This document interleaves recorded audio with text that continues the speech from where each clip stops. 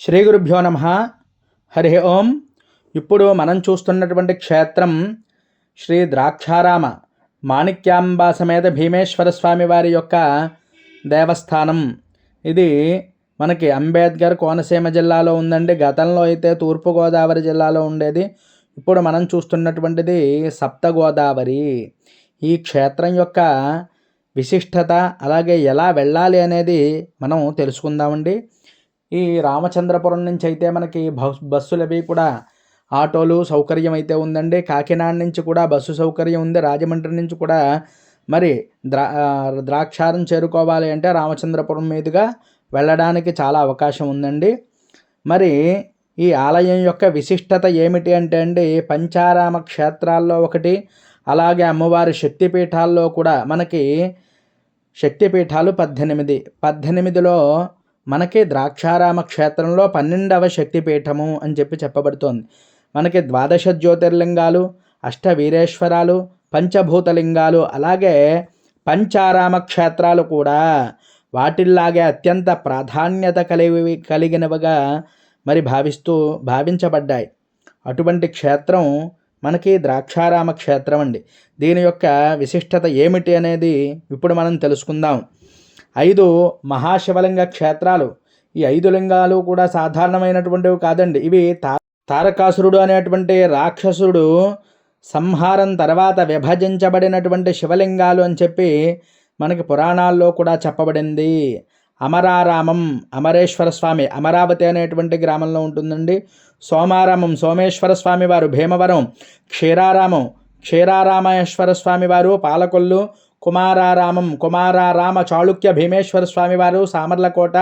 ద్రాక్షారం శ్రీ భీమేశ్వర స్వామివారు కోనసీమ జిల్లాలో ఉంది. వీటిల్లో ద్రాక్షారామం ఆద్య పంచారామ క్షేత్రాలుగా శైవాగమాలన్నీ కూడా ప్రకటిస్తూ ఉన్నాయి. మరి పూర్వకాలంలో తారకాసురుడు అనేటువంటి రాక్షసుడు బ్రహ్మదేవుడి నుండి వరాలు శివుడి యొక్క కుమారుడి చేత మాత్రమే నాకు మృతి కలగాలి అని చెప్పి వరాన్ని పొందాడండి. శివుడు యోగస్థితిలో ఉండడంతో లోకాలకు ప్రమాదం ఏర్పడింది.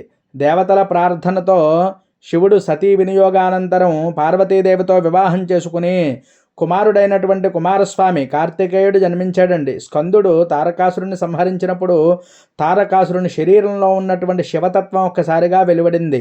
ఆ శివతత్వం ఒక మహాలింగంగా ఏర్పడి అనంతరం 5 భాగాలుగా విభజించబడి 5 క్షేత్రాలలో కూడా ప్రతిష్టమైంది. అందుకే వీటిల్ని పంచారామ శివలింగాలు అంటూ ఉంటారు. మరి ఇక్కడ స్వామివారు భీమేశ్వరలింగంగా వెలిసి స్ఫటికలింగ స్వరూపంలో 2 అంతస్తులుగా ఉంటుంది. పంచారామ లింగంలో ముఖ్యమైనటువంటి భాగాలుగా ఇది చెప్పబడుతోంది. క్రింది అంతస్తు మరియు పై అంతస్తు. మరి భీమేశ్వర స్వామి లింగం 14 అడుగులుగా ఉంటుందండి. పురాణ కథనం ప్రకారం చంద్రుడు దక్షుడు కుమార్తెలైనటువంటి 27 నక్షత్రాలని కూడా వివాహం చేసుకున్నాడు. కానీ రోహిణిపై ఎక్కువ ప్రేమ చూపించడంతో మిగతా నక్షత్రులందరూ కూడా దక్షుడికి వెళ్ళి మొరపెట్టుకున్నారు. దక్షుడు చంద్రుడికి క్షయరోగం రావాలి అని చెప్పి శపించాడు. ఆ శాపం కారణంగా చంద్రుడు మరి ద్రాక్షారంలో వచ్చి భీమేశ్వర స్వామి వారిని ఆరాధన చేసి ఆ శాప పరిహారాన్ని పొందాడు. శివుని కృపతో చంద్రుడికి ఆ యొక్క శాప విముక్తి లభించింది. అందుకే ఇక్కడ సోమవారం దర్శనం అత్యంత ఫలప్రదం అని చెప్పబడుతోంది. చంద్రగ్రహ దోషాలు కూడా ఈ స్వామివారిని అర్చించి సేవించినట్లయితే తొలగిపోతాయి అని చెప్పబడుతోంది. ఇంకా మాణిక్యాంబాదేవి శక్తిపీఠం యొక్క మహిమ ఏమిటి అంటే అండి, దక్షయజ్ఞంలో సతీదేవి యజ్ఞాగ్నిలో ప్రవేశించిన తరువాత శివుడు సతీదేవి దేహాన్ని మోస్తూ తాండవం చేయగా విష్ణువు సుదర్శన చక్రంతో దేహాన్ని ఖండించాడు. మరి సతీదేవి మణికట్టు ఈ మాణిక్యం అని చెప్పి ఈ స్థలంలో పడింది. అందుకే మాణిక్య దక్ష వాటిక అని చెప్పబడుతోంది. మనకి 18 క్షేత్రాల్లో శక్తిపీఠ దేవత శివుని తో సమానమైన ప్రాధాన్యం కలిగినటువంటి అమ్మవారండి.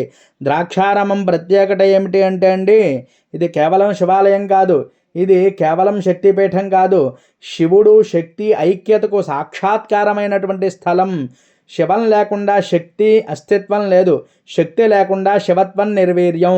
ఈ తత్వాన్ని జీవనంగా చూపించేటువంటి క్షేత్రమే ఈ ద్రాక్షారామ క్షేత్రం. మరి ఆలయ నిర్మాణ విశిష్టత ఏమిటి అంటే అండి, చాళుక్యులు, చోళులు, అలాగే కాకతీయ శిల్ప శైలులన్నీ కూడా విస్తృతమైనటువంటి ప్రాకారాలు, శిలాస్తంభాలపై శైవ పురాణ దృశ్యాలు, ద్వితల గర్భగుడి నిర్మాణం, శక్తి సన్నిధి ఆలయ మధ్య భాగంలో ఉండడంలో చాలా విశేషంగా ఉంటుందండి ఆలయం. మరి క్షేత్రపాలకుడు లక్ష్మీనారాయణ స్వామివారు, మరియు లోపల సుబ్రహ్మణ్యేశ్వరుడు, అలాగే మనకి మహిషాసురమర్ధిని, సప్త మాతృకలు, నమూనా ఆలయము, చండీశ్వరుడు, మహిషాసురమర్ధిని, మరియు ఇక్కడ అష్టదిక్పాలకులు కూడా ఉంటారండి. అష్టదిక్పాలకులు మరియు నటరాజస్వామివారు, విరూపాక్ష స్వామివారు, నవగ్రహాలు, అలాగే వీరభద్రుడు, మరి భైరవుడండి. ఎక్కడైనా సరే మనకి కాలభైరవుడే ఉంటాడు. మరి ఇక్కడ విశేషం ఏమిటి అంటే అండి, ఈ క్షేత్రంలో మనకి వటుక భైరవుడు కూడా దర్శనమిస్తాడండి. అంతేకాకుండా భీమసభ, అలాగే సూర్యనారాయణ స్వామి వారి లింగం, మరి ఆంజనేయ స్వామి, వీరముడి ఆంజనేయ స్వామి వారి యొక్క విగ్రహం కూడా చాలా ప్రత్యేకం. అంటే అనేకమైనటువంటి విగ్రహాలని కూడా వీటికి ఉపాలయాలతో కూడినటువంటి దేవాలయం ద్రాక్షారామ. మరి అంత గొప్పదండి. ప్రతి ఒక్కరూ కూడా వచ్చి ఏదో వెళ్ళిపోతూ ఉంటారు. లక్ష్మీ గణపతి స్వామి వారి దగ్గర నుంచి డుండి గణపతి, నాట్య గణపతి, అవన్నీ కూడా చూసుకుంటూ చక్కగా మనం ఇక్కడికి వచ్చి భక్తి శ్రద్ధలతో నామాన్ని స్మరిస్తూ ఓం భీమనాథాయ నమః అంటూ ఇవన్నీ కూడా చూడాలండి. ఈ యొక్క ఉపాలయాలు కానీ, దేవీ దేవతల యొక్క విగ్రహాలు కానీ చూస్తూ ఉండాలి. అంతేగాని ఇక్కడికి వచ్చి ఏదో మనం భీమేశ్వరుని చూసేసే ఉంటే కుదరదు. ఎందువల్ల అంటే మనం ప్రతీదీ కూడా చూస్తూ ఉండాలి. సుబ్రహ్మణ్యేశ్వరుడు చూడండి, ఇక్కడ అనేకమైనటువంటి అష్టదిగ్బంధన ఉంటుంది ఇక్కడ స్వామివారికి. అంటే అష్టబంధనంతో ఉన్నాడు కాబట్టి అష్టనాగ దోషాలన్నీ కూడా తొలగిపోతాయి. మనకి అష్టనాగుల పేర్లు ఏమిటి అనేది చాలామందికి తెలియదు. అంటే ఇక్కడ స్వామివారికి పాలతో అభిషేకం చేసుకోవడం వల్ల, మంగళవారాలు చేయడం వల్ల కూడా జాతకంలో ఉండేటువంటి కాలసర్పదోషాలు మొదలైనటువంటివన్నీ కూడా తొలగిపోతాయి అని చెప్పి చెప్పబడుతోంది. వాసుకి, తక్షక, ఐరావత, శంఖపాల, కర్కోటక, తక్షక, అనంత, శేష ఈ అష్టనాగుల యొక్క దోషాలన్నీ కూడా తొలగిపోవడమే కాకుండా సంతానం లేని వారికి సంతానం కలుగుతుందండి, వివాహం కాని వారికి వివాహం కలుగుతుంది. అనేకమైనటువంటి చారిత్రక ఆధారాలు, శాసనాలు కూడా ఈ గుడి చుట్టూ కూడా మనకి దర్శనం ఇస్తూ ఉంటాయి. అందరూ కూడా ఇవన్నీ కూడా దర్శిస్తూ ఉండాలి. ఒక్క ఈ పంచారామ క్షేత్రం దర్శనం చేయడం వల్ల అనేకమైనటువంటి జ్యోతిర్లింగ దర్శన ఫలం, పంచారామ యాత్ర చేసినటువంటి వాడు శివ సాయుధ్యాన్ని పొందుతాడు అని చెప్పి చెప్పబడుతోంది. ఏ మానవుడైనా సరే జీవితంలో ఒక్కసారైనా పంచారామ క్షేత్రాలు సందర్శన వ్రతం ఆచరించినటువంటి భక్తుడు 5 శివలింగాలకి నమస్కరించుకుని 5 సోమవారాలు కనుకను ఉపవాసం చేస్తే శివుడు స్వయంగా అనుగ్రహిస్తాడు అని చెప్పి శివపురాణం పేర్కొంది. దానికి ఆధారం ఏమిటి అంటే అండి, పంచారామేషు యః పూజాం కరోతి భక్తి సంయుతః సముక్తో నాత్ర సందేహో భవసాగర సంతత. పంచారామ క్షేత్రాలలో భక్తితో పూజ చేసినటువంటి వాడు జన్మ మరణ బంధాల నుండి విముక్తి పొందుతాడు అని చెప్పి చెప్పబడుతోంది.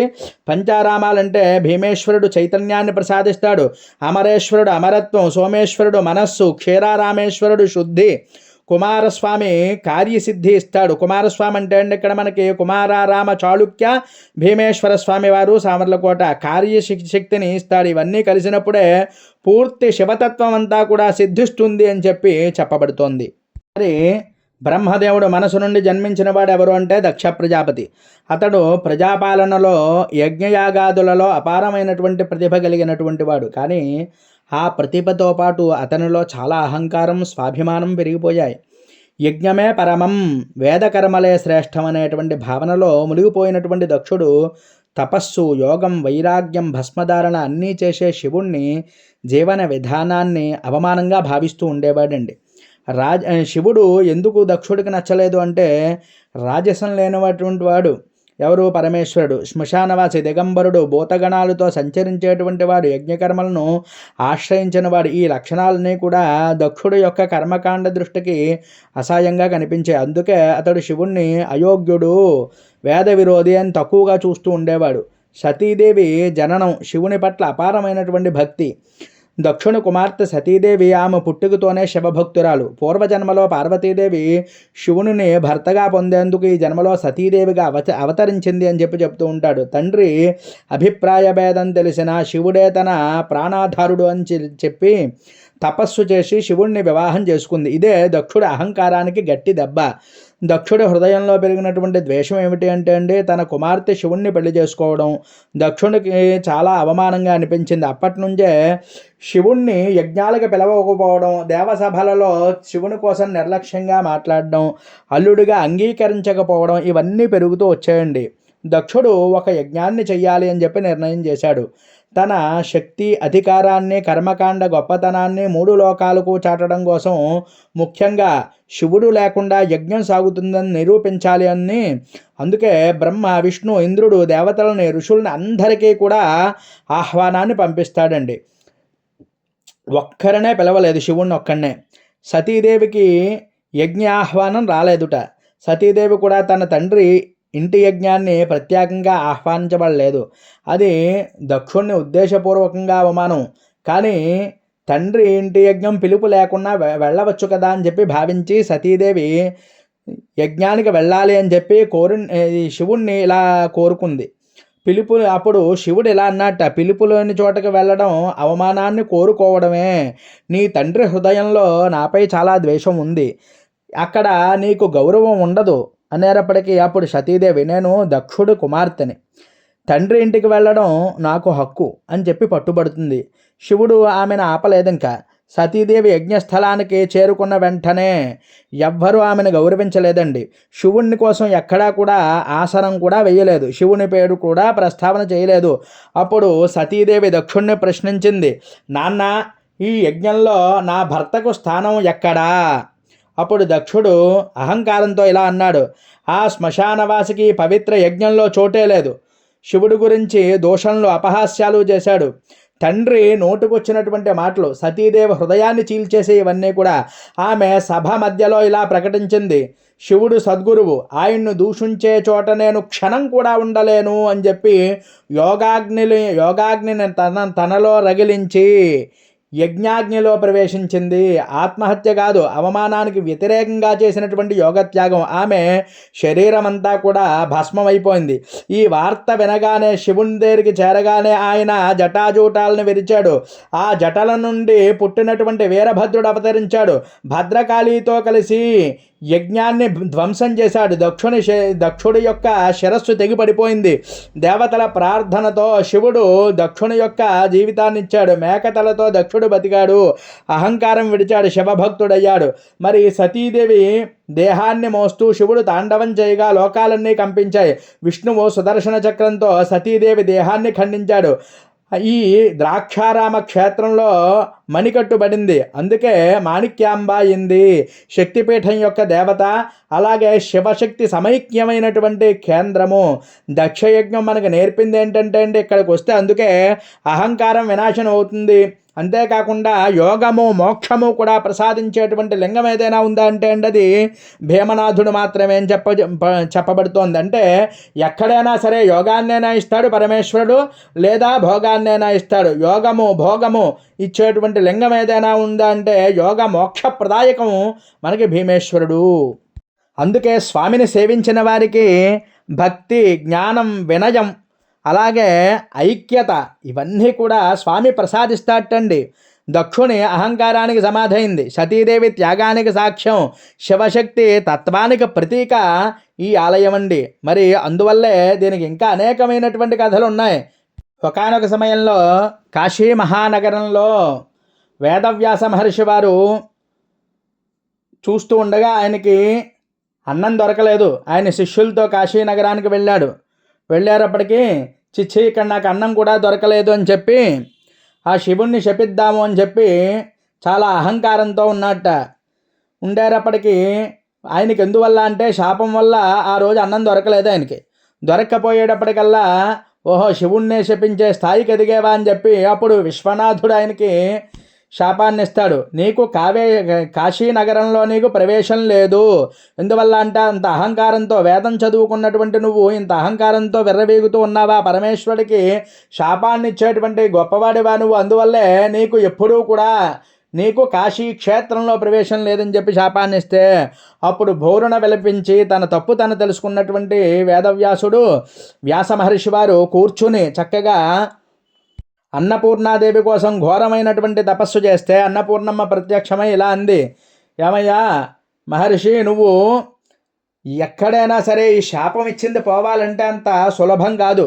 నీకు ఈ క్షేత్రంలో మరి కాశీనగరంలో ప్రవేశం లేదు అనేటువంటి శాపాన్ని అందుకున్నావు కాబట్టి నీకు బ్రహ్మాండ క్షేత్రాల్లో ఒకే ఒక క్షేత్రంలో మరి నీ శాపం విముక్తి అవుతుంది భక్తి శ్రద్ధలతో సేవించినట్లయితే అనగానే, తల్లి అది ఎక్కడో చెప్పమ్మా, నేను తప్పకుండా వెళ్ళి ఆ పరమేశ్వరుని ప్రాధేయపడి వేడుకుంటాను అని చెప్పగా, సేవించుకుంటాను అని చెప్పగా, అప్పుడు దక్షారామం అని చెప్తుందండి ఆవిడ.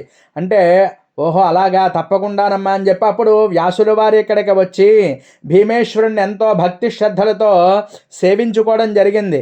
అంతేకాకుండా ఇక్కడ చాలా విశేషమైనటువంటిది ఇంకోటి ఉందండి. ఏమిటి అంటే భీమఖండము. భీమఖండం అంటే అండి మొత్తం ఎన్ని లింగాలు ఉన్నాయి అంటే అండి 108 లింగాలు ఉన్నాయి మనకి. అంటే నక్షత్రపాద లింగాలు 27x4 అంటే మనకి అశ్విని నక్షత్రం దగ్గర నుంచి రేవతి నక్షత్రం దాకా మనకి 27 నక్షత్రాలు. ఒక్కొక్క నక్షత్రానికి 4 పాదాలు. 4x27 చూస్తే మనకి 108 అవుతాయి. 108 లింగాలు ఈ భీమఖండంలో ఉన్నాయండి. చాలా గొప్ప లింగాలుగా ఉంటాయి. అందువల్ల ఆ యొక్క లింగాలన్నీ కూడా దర్శనం చేసుకుని అక్కడ సేవించుకుని ఎంతో భక్తితో ఘోరమైనటువంటి తపస్సు చేసి వ్యాసుల వారు మన భీమనాథుణ్ణి సేవించుకున్నారు. ఎందువల్ల అంటే ఇందాక చెప్పుకున్నాం, యోగము భోగము మోక్షము ఇచ్చేటువంటి క్షేత్రం ఏదైనా ఉందా అంటే, ఏదైనా క్షేత్రానికి వెళ్తే యోగం వస్తుంది లేదా భోగం వస్తుంది. 2 మోక్ష క్షేత్రం కాబట్టి 2 ఇచ్చేటువంటి క్షేత్రం మరి మనకి దక్షారామ క్షేత్రం అని తెలియగానే వ్యాసుల వారు భీమేశ్వర స్వామి వారిని దక్షిణ కాశీగా విరాజిల్లుతూ ఉంది ఈ క్షేత్రం, బ్రహ్మాండ క్షేత్రాల్లోనూ ఎటువంటి క్షేత్రం లేదు అని చెప్పి ఇక్కడికి వచ్చి స్వామిని ఆనందింపజేశాడనమాట. ఆ వ్యాసుల వారు ఎంతో వైభోగంగా సేవించుకున్నాడు స్వామివారిని. ఆ కారణం చేత ఆయనకి శాపం విమోచనమైంది. మళ్ళీ తిరిగి కాశీలో ప్రవేశించేటువంటి అర్హత పొందాడండి. అంత గొప్ప క్షేత్రం అండి ఇది. మనకి బాహ్య కాశీ వారణాసి అయితే అండి, అంతర్గత కాశీ ద్రాక్షారామం. ఎందుకంటే కాశీలో ముక్తి ప్రసాదం, ద్రాక్షారామలో శక్తి చైతన్య సమ్మేళనం. శక్తి లేకుండా ముక్తి సిద్ధించదు. అందుకే కాశీతత్వం ఇక్కడ స్థిరపడింది, దక్షిణ కాశీగా విరాజిల్లుతూ ఉంది అని చెప్పబడుతోంది. ద్రాక్షారామ భీమేశ్వరుడి యొక్క లింగం పంచారామ శివలింగాలలో చాలా ప్రధానమైనటువంటిది. శివశక్తి సమైక్య రూపము. ఈ లింగంలో కాశీ విశ్వేశ్వర తత్వం, కాలాతీత శివతత్వం, మహామృత్యుంజయ శక్తి అంతర్లీనంగా ఉంది అని చెప్పి అనేకమైనటువంటి ఆధారాలతో చెప్పబడింది. మరి విశ్వేశ్వరుడి కృప ప్రధానం. అత్యంత కాలంలో తారకమంత్ర ఉపదేశం శాస్త్రాల ప్రకారం కాశీలో మరణించిన వాడికి విశ్వేశ్వరుడు స్వయంగా తారక మంత్రం చెవిలో ఉపదేశిస్తాడు.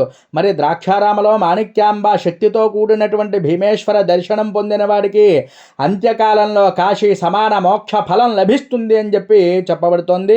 మనం ద్రాక్షారామ ఆలయాల్లో గమనిస్తే భీమేశ్వర లింగ దర్శనం తర్వాత మాణిక్యాంబాదేవి దర్శనం తర్వాత కాశీ విశ్వేశ్వరుడు కూడా చాలా చిన్న లింగం ఉంటుందని చూడండి. మరి అందుకే అది కూడా దర్శనం చేసుకోవాలి.